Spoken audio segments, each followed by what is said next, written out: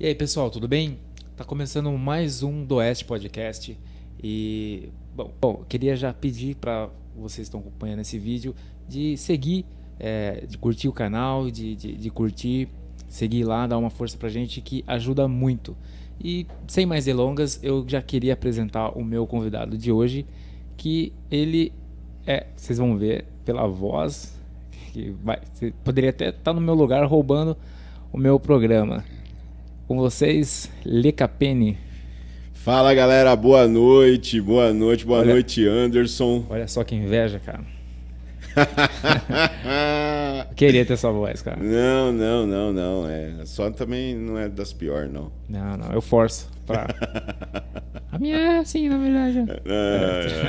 Tudo bem, meu querido? Cara, muito obrigadão, viu? Não, aceitei com prazer. Foi meio em cima pela ocasião, mas claro que eu já planejava chamar você mais pra frente, só que acabou de antecipar, né, na verdade. Mas de verdade, muito obrigado. Cara, eu sou um cara que acredita muito que nada acontece por acaso, sabe? Tudo tem o seu momento certo e mesmo quando parece que não é planejado, que não sei o que, tem uma energia em volta. Alguns acreditam em Deus, outros acreditam nos cosmos, outros acreditam em estrela, anjo, seja lá o que for. Mas eu acredito sempre que é pro lado positivo da coisa. Vamos lá. Mas eu já quero dizer que não tá fácil ficar como entrevistado, tá? Eu prefiro entrevistador. É mais fácil, né? Você te ferra com a esposa, é melhor.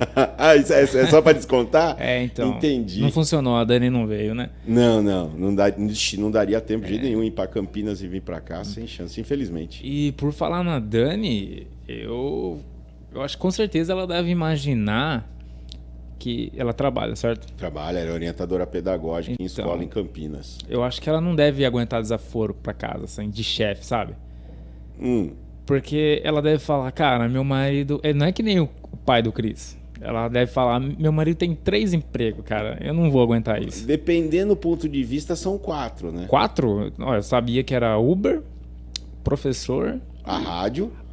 E, verdade, comediante. E comediante. Cara? Comediante, eu tô ligado que não dá grana, né? Por isso que eu não... Acho que deve ser por isso que eu não... Mas tira a gente de casa, né? Um bom tempo. Então. Bom tempo. Livro de umas treta com a mulher, né? Sim. Acontece. Acontece. E esse final de semana vai ser ainda mais, né? Então, dessas 4, cara, qual que você começou primeiro, assim? Eu imagino que professor, né? Primeiro foi professor. Então vamos começar com professor primeiro. Quantos anos você já... Eu sou educador desde 95, cara. 95, cara. Você é de que ano? Eu sou de 92. Pouquinha coisa. Você tava nas fraldas ainda e eu já dava aula. Caramba. E você é da aula de matemática, né? Matemática e informática. Mas nessa época, em 95, eu começo lecionando marcenaria para moleque de rua, lá em Campinas. Ah, é? Um programa tipo social, assim? Na verdade, uma instituição chamada Cidade dos Meninos. A base dela norte-americana chama Hope Unlimited. Eles existem até hoje, tem um trabalho belíssimo. Fiquei 4 anos lá. Eu falo que lá minha faculdade de cidadania foi lá. Cara, eu vou confessar uma coisa pra você. Você é professor de matemática, certo? Certo. Eu tenho pavor de matemática, assim, sabe? Acho que deve ter um nome, né? É fobia a matemática. Eu acho que é isso, sabe? Porque que nem você falou, tipo, eu nasci em 92, você dá aula de 95, então você dá aula há tantos anos, eu não consigo, tipo, quando conta rápido, assim, sabe? O cara, eu tenho raiva, não sei se você é assim, daquela pessoa que você tá conversando, tá um papo, aí fala assim, aí, tipo, sei lá, a pessoa fala um número, deu tanto, e você fala, quanto que precisa pra dar quanto? E tá no meio da conversa e ela te pergunta, tipo, pressionando, quanto que é, tá? E eu, tipo, não, deu, tipo, tentando levar a conversa adiante, sem sabe? Responder. Pra não responder, porque buga já na minha cabeça, sabe? Não, pra mim é tranquilo, Não, mas você não é esse cara que pergunta? Que não, pergunta, não, sabe? Não. Coloca o cara... Porque, cara, isso me dá um apavoro demais, velho. Eu até evito esse tipo de conversa onde vai gerar o cálculo, que pode constranger a pessoa. Por quê? Cara, no meu caso constrange muito, porque não tô falando de raiz quadrada, tipo, é mais e menos, né? Não, mas sabe o que é isso, Anderson? O nosso trauma matemático, na verdade, ele não vem da escola, ele vem antes da escola. Porque somar é fácil, porque você só traz para você. Certo? Tô sentindo um papo coach aí. Subtrair também é fácil, Porque faz parte do você deixar de ter. Então, você tem um pacote de bolacha, você E comeu dependendo metade... da parte, tipo, da fase da vida que você tá, subtrair, você já, tipo, aprende na vida, né? Sei lá, Sim. tipo, casamento. Não, mas subtrair é tranquilo, sabe por quê até? Casamento, é verdade. Mas o pacote de bolacha, você sabe que se você comer metade hoje, você vai ter metade amanhã. Então, você subtrai tranquilo, né? Multiplicar, muito mais tranquilo para um ser humano aprender, porque aumenta o volume. Agora, o punk do negócio é a hora que entra a divisão. Nossa, divisão... Mano, eu nunca aprendi. E tem uma coisa que eu falo verdade, de... Eu sou muito burro mesmo. Sabe? Não é, cara. São bloqueios que colocam na nossa cabeça. Quer ver? Eu vou fazer uma brincando com vocês. Não, cara, por favor, não coloca. Na boa. Sabe o que acontece muito quando a gente é criança? Você vai sair pra brincar. Aí você pega o pacote de salgadinho, o que você faz? Você tá saindo, sua mãe fala o quê? Só tem esse. Se você levar lá fora, você vai ter que dividir. A divisão começa a criar uma barreira. É verdade. Tá ligado? Então, nesse momento é a hora que... E assim, é normal. Não é por maldade da mãe, não é por fraqueza do filho, qualquer coisa assim. É fato. Acontece. Então, quando a pessoa fala assim, só tem esse. Se você levar, você vai ter que dividir. Não vai comer lá no portão porque você vai ter que dar para outra pessoa. Geralmente é o irmão, né? O irmão. Às vezes, sei lá, você tem uma ou duas, não dá pra dividir com o irmão ou com molecada na rua, é só sua mãe pede pra você comer sozinho. Come ali, entendeu? E aí automaticamente você já começa a bloquear o teu irmão. Isso é fato. Porque daí, essa hora que você só tem meio pacote de biscoito, de bolacha, você vai comer escondidinho lá no teu cantinho, no quarto, quando seu irmão tá assistindo a TV, que é justamente para não dividir. Aí é onde começa todo o bloqueio que te gera a vida inteira. E na sala de aula você sente dificuldade da molecada? Muito, assim? muito. É a matéria que mais molecada sente dificuldade mesmo, né? Sim. Eu acho que português e matemática são as piores, até mesmo porque hoje tem uma linha de educadores, de professores, de pedagogos, que eles são contra o que na nossa geração, apesar que eu sou o mais velho daqui, na geração de vocês, era comum, que era a decoreba da tabuada e do alfabeto, que é o pontapé inicial. Hoje são contra. A partir do momento que bloquearam essa parte do ensino, eles não conseguiram entender ainda que o aluno não vai. Porque tem coisas que a gente tem que aprender a fazer decorando. Certo? Levantar para aprender a andar. Você é um bebezinho, você está engatinhando. Se você não decorar o processo de colocar os dois pezinhos no chão, se apoiar na beirada do sofá e levantar, não decorar aquele processo, não adianta, você não vai andar nunca. Não menosprezando a profissão de professor. Opa. Pelo contrário, mas tá ligado Mais que... menosprezada do que não tem jeito. Então, mas tá ligado que ganha pouco e tal. Nem sabia quem ganhava. Então, tipo, você ganha? Cara, eu fico pensando, cara, eu que sou burro em matemática, eu falo assim, Não cara, se eu tivesse conhecimento de matemática, que um professor de matemática tem, sei lá, eu não tentaria, tipo, engenharia, alguma coisa que envolve exatas, que dê mais de grana, sabe? Tipo, e o cara tem um puta de um conhecimento e é professor de matemática, sabe? Cara... Já te bateu essa? Já. Eu sou formado em ciência da computação, né? Eu sou cientista da computação. Mas... vou falar pra você, cara, eu gosto tanto da sala de aula, tanto que em 95 eu tinha 19 anos, quando entrei a primeira vez em sala de aula para ensinar marcenaria. Maçom? Você é maçom? Não sou não. Infelizmente não, né? Porque os caras do maçom já estão em outro degrau aí, que não vou citar o que, né? Não precisa. Mas... essa parte do lecionar é uma coisa que é minha. Não tem jeito, cara. Tá no meu sangue. Se eu ficar muito tempo sem entrar numa sala de aula, sem dar uma palestra, alguma coisa, a Dani fala, tá na hora de você dar aula. Cara, você tem pinta de ser bom professor, cara. Posso estar muito errado, mas... Cara, eu falo que eu meço isso, não é só pelo resultado de sala de aula, mas o externo. Né? Eu tenho alunos, pais de alunos que me seguem no Instagram e... assim, é muito diferente. Você tá andando na rua. Esses dias eu tava aqui em Americana. Eu vim fechar o Vila Bosque, que a gente vai fazer a apresentação lá dia... Não sei se podia falar, agora já foi. No Insta já. Dia 9 de abril. Já tá no Insta, já tá rolando. Dia 9 de abril a gente faz um show aqui. E eu tava atravessando a rua, só passou um carro, só gritou, professor! Professor, né? Professor! Professor. Aí eu olhei, não vi ninguém, né, mano? O carro manobrou lá, estacionou, desceu um molecão, velho. Falou, ô, professor, você lembra de mim? Eu falei, claro! Ele falou assim, cara, você foi o melhor professor que eu tive na vida, mano. Eu falei, vamos tirar uma foto? Eu te sigo no Instagram, tudo, tal. Talvez você nem saiba quem eu sou.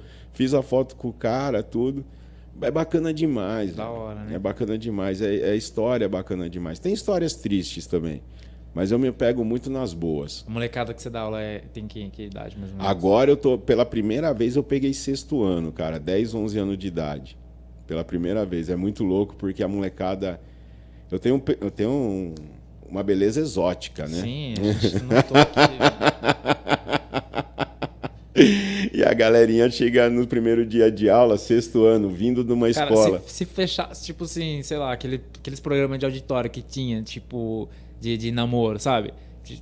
Não colocasse a sua foto. Não, se eu colocasse fosse sua o Sombra. voz. Ixi. Nossa, cara, as mina iam muito em você. Ó, fácil.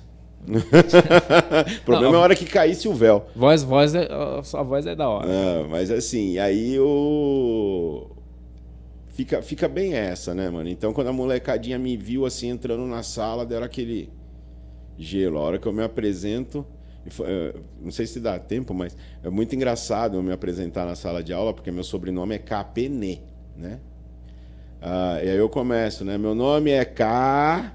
Aí eu coloco o K, dou uma volta na sala de aula, falando de mim, e a molecadinha assim, né? P. Dou outra volta, e a hora que os evangélicos já ficam daquele jeito. Ah, fudeu, né? Aí a hora que eu chego lá, eu falo, tá ligado? Aí eu escrevo KPN, né? Aí a hora que a molecada faz... Não sei se a galera aqui do estúdio percebeu, mas ele tem, tipo, parece o professor da escola do rock, né? Daquele filme, né?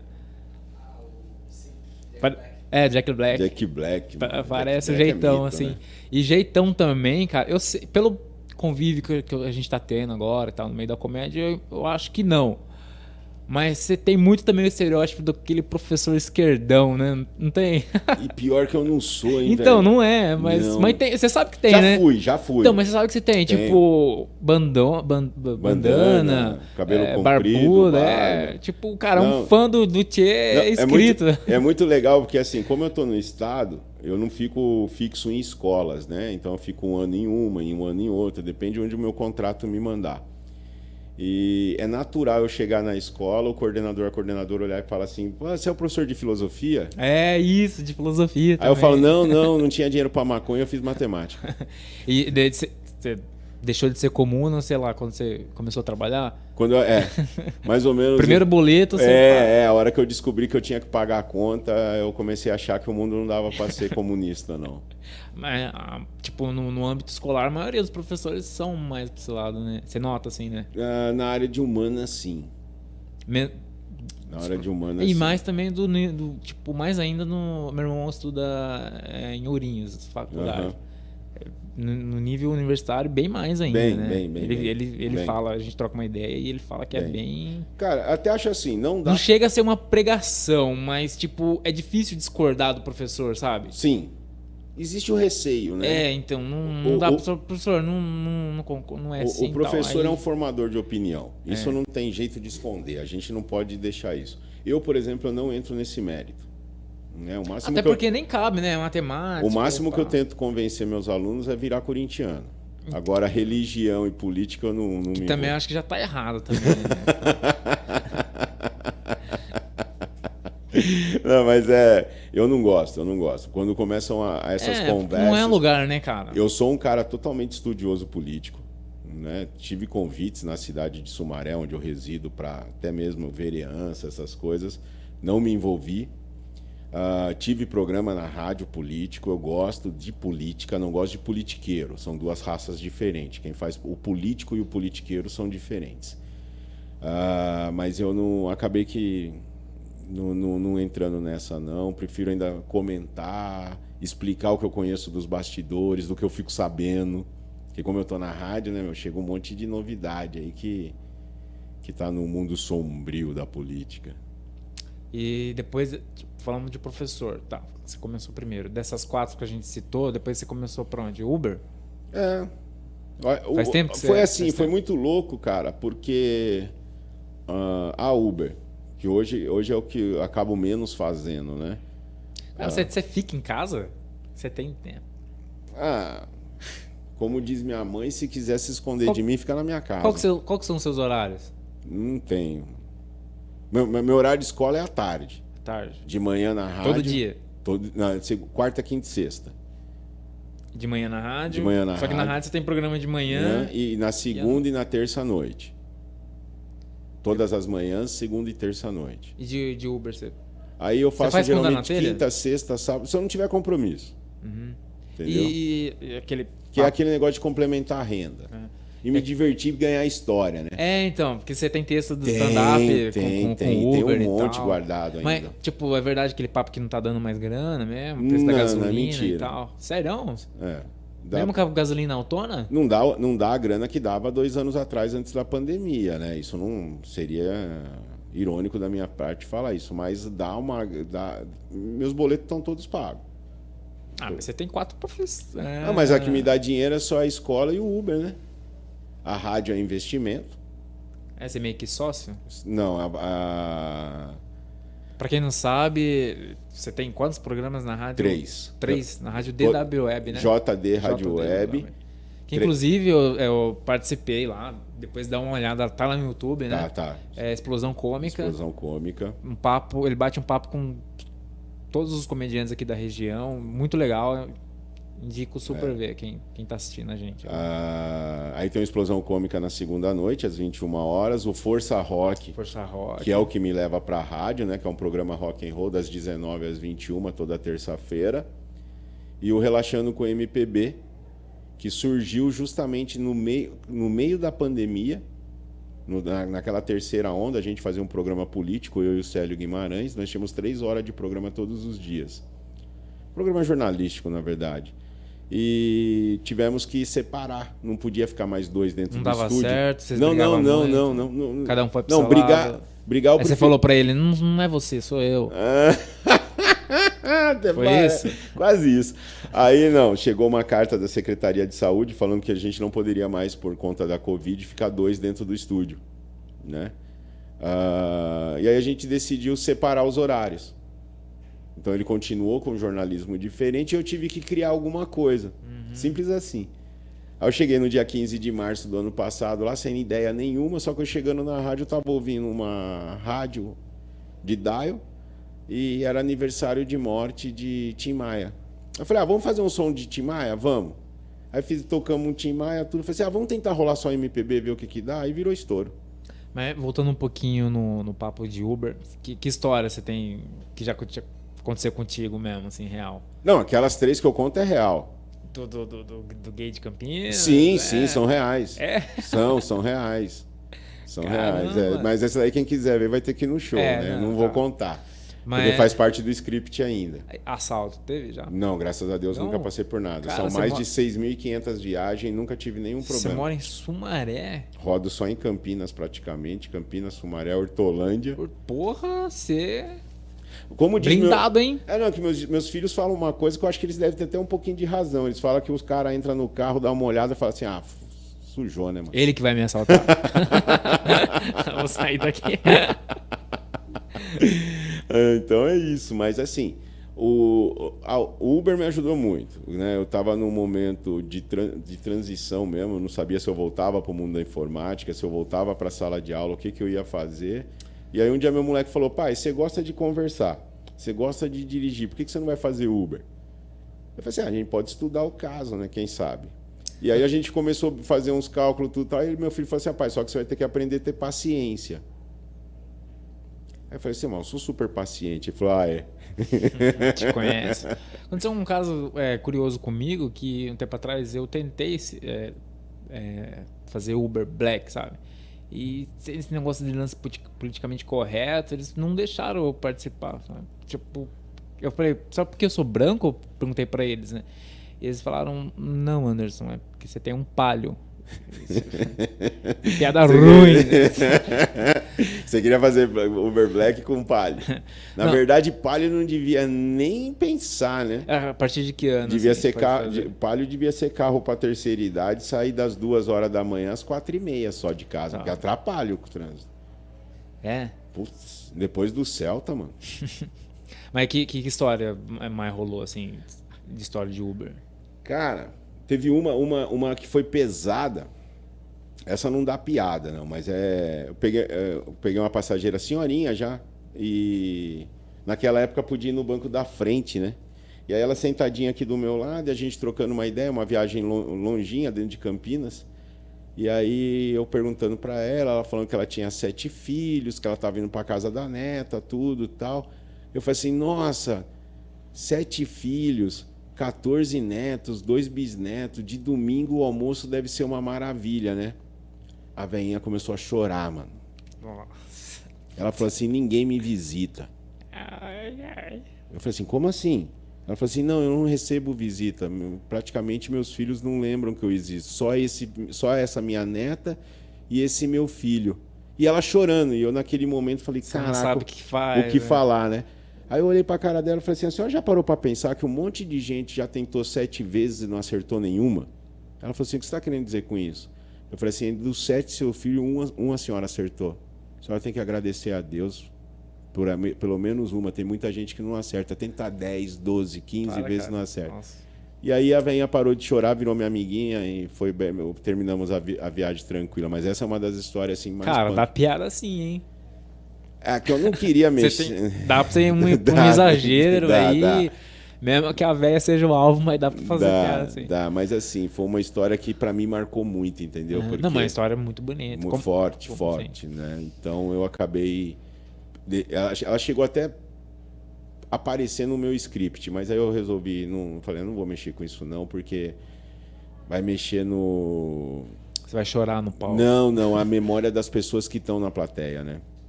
Você pega, a gente tem que sempre lembrar que a piada que a gente escreve não é só para nós, né? Você tem que imaginar o que pode acontecer ali na frente. Então, você pode criar um problema que não haveria por que ter, né? Tem tantas outras piadas mais bacanas para contar. Aquela da loirinha mesmo é demais. Né? e aquele lance... Hoje não, né? A gente não vê muito. Mas aquele lance... assim que surgiu o Uber, lembra? Aquela treta entre Uber e táxi... Como é que você... Em Campinas foi muito pesado, Anderson, porque o prefeito de lá na época, ele tinha parte, eu não vou falar a quantidade, porque eu posso errar a porcentagem e aí dá problema, mas o prefeito tinha parte da cooperativa de táxi. Então, criou-se uma rixa muito forte em Campinas por conta disso. Então, tinha uma parte por trás dos motoristas de táxi que fazia com que eles imaginassem que eles perderiam freguesia. Eu vou falar para você que os taxistas só perdeu freguesia que não era fiel, só usava porque só tinha eles. Mas a grande maioria do público deles ficaram, porque só confia no táxi. Tem gente que não confia em Uber. Tem disso. Entendeu? Apesar, então, eu imagino que tenha disso mesmo, mas eu não vejo mais pessoa pegando táxi. Só que eu vou falar uma coisa para você também, que os taxistas que estão me ouvindo... Treta.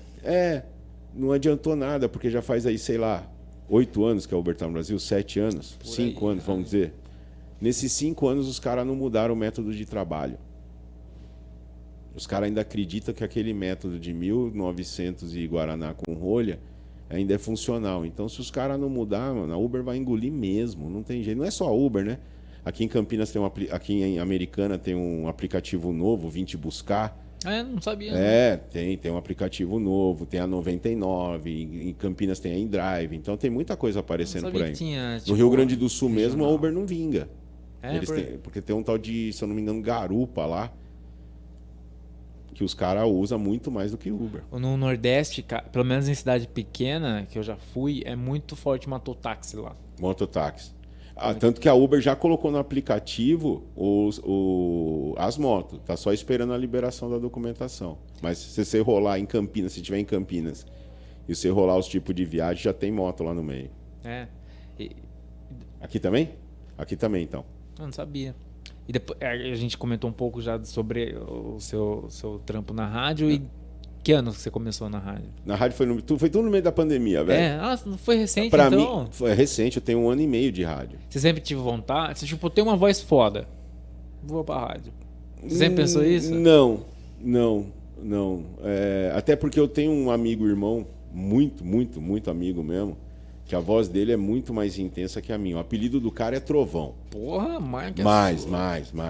E ele tentou, quando a gente era moleque, pra rádio, tudo e tal. Ele chegou a fazer uma programação, acho que é em Santa Bárbara, e não vingou tudo. E aí acabou que eu nunca fiquei me imaginando com isso. Sempre me imaginei palestrando, dando aula. Tenho várias palestras escritas, palestras sérias, tudo. E num determinado momento, por conta da conversa política dentro de grupos de WhatsApp, o Célio Guimarães me convida a ir para o grupo da JD Rádio Web. Um grupo para falar, que eu falava muito em Paulínia, muito em Hortolândia, muito em Campinas, e aí ele me convidou para minha cidade raiz. E aí eu comecei a interagir. Fui ganhando nome, né, vamos dizer assim, como comentarista, e um dia ele me chamou. E aí ele falou assim, eu tenho a rádio, o que você gostaria de fazer? Eu falei assim, um programa de rock and roll. Aí ele falou, então tudo bem, vamos conversar. Aí eu fiz o programa de rock and roll, dois programas, e o cara que fazia programa com ele saiu da rádio. Ele falou assim, você não quer vir de manhã me ajudar até eu arrumar outra pessoa? E aí o Lê Capene foi ficando, e acabou ficando. O programa por exemplo, falar um pouquinho de rock, que você tem um programa de rock lá. Como que você vê o cenário de rock hoje em dia? Tipo, cara, é difícil surgir coisa nova, né? Não, tem muita coisa nova. Então, é que boa. Não é... Eu sei que não, eu sei que tem bastante coisa surgindo, só que não é do mainstream, né? Não. É meio que a parte, quem gosta tem que procurar, cavar, né? Mas eu tô ligado que tem muita banda boa hoje em dia. Eu vou falar uma coisa pra você, cara. Eu vejo assim... as grandes mídias, quanto mais travados, não vou dizer burros, tapados, porque é pesado, mas quanto mais travados deixar o ser humano, melhor. Então você pega, por exemplo, uma música de 1978 chamada Faroeste Caboclo, ela tem 9 minutos e 18... Caralho. 9 minutos e 18 segundos de duração. É a maior música do mundo sem refrão. É. E é uma história que você tem que pensar, né? E entender que aquilo tudo é um ciclo de vida de uma pessoa, com muito erro, né? Falando de bandidagem, de uma certa forma, não só para eu terminar a linha. E só que te colocava a pensar o que era certo e o que era errado. Hoje as músicas elas colocam uma estrofe, um refrão durante 9 minutos, chiclete, e te coloca daquilo ali. Então, para você fica normal pagar R$50 para ser corno, senta, essas coisas, entendeu? E o rock ele é muito mais do que isso. Tanto que vários outros estilos musicais passaram e o rock ficou. Então, né? por exemplo, não. Você falou do senta e tal. Tendo, se tiver criança assistindo, é assenta, tá? Que é colocar acento nas palavras. Sim. Ele manja de português também. Tem sei lá, sertanejo, qualquer outro estilo, que fala, sei lá, amor, é o relacionamento, um tema que mais é abordado em música e tal. Só que é um tema que, sei lá, se você falar de um jeito como se fala hoje, fica meio piegas e tal. E os rock, não, né? Tem esse poder de falar de amor, só que não fica melado, não fica, sabe? Fica, porra, isso que eu mais curto, principalmente das umas bandas mais... The Smiths é a minha banda preferida. Tem muito disso. É meio melancólica, só que não fica, sei lá, sabe? Piegas ou... Ó, tem uma banda... Eles pararam, infelizmente, cara. Mas eles fazem um samba rock fantástico. É uma banda Ruasca. De onde que os caras são? Parte de Campinas e parte de São Paulo. Cara, o som que eles fazem é uma coisa que no Brasil... Se é fora do Brasil, os caras estavam com mansões já. Porque é um estilo musical que... O que o Caio faz na bateria é uma coisa inacreditável. Eu conheço toda a trupe. E não estou falando porque eu conheci quando eles surgiram, não. Eu conheci, eles já estavam na labuta. E é fantástico, cara. E assim, eu tenho N. Tem de Piracicaba, Banda Tribo. Tem de Piracicaba também, SP 380, alguma coisa 360, assim, né? né? É, isso. É, banda regional. Tem bastante, Tem. na Tem o região. Persevera em Sumaré. Tem no Rio Grande do Sul, em Santa Maria, o Hard Rock. Mas você não percebe uma coisa? Que, tipo assim, ó, o rock hoje em dia acaba sendo quase 100% underground. Está quase underground. Então, mas a galera, quando vai pra mídia, a galera que é do rock meio que reclama, tipo, tá se vendendo e tal. Não tem muito disso. Aí você fica, pô, Então, o rock cara, tá do jeito que tá hoje por causa que não tá na TV ou nas rádios. Aí quando vai, tipo, o roqueiro reclama também, não tem disso? Sabe uma coisa que me... É um pouco parecido com o rap hoje em dia também. Com Tipo, tudo. o rap tem disso, né? Quando vai pra mídia, tá se vendendo e tal. Não, com tudo, né, mano? Com tudo. Então fica esse meio que impasse, né? Tipo, Eu tô falando com tudo porque eu tenho bem menos tempo de stand-up do que você, certo? As coisas que eu tenho assistido nos bastidores do stand-up tem coisas maravilhosas. As amizades que eu criei, você, toda a trupe do Interurbanos, o pessoal que já foi no estúdio gravar comigo. as mulheres no camarim. Pra falar a verdade pra você, eu nunca fiz uma apresentação que tivesse camarim.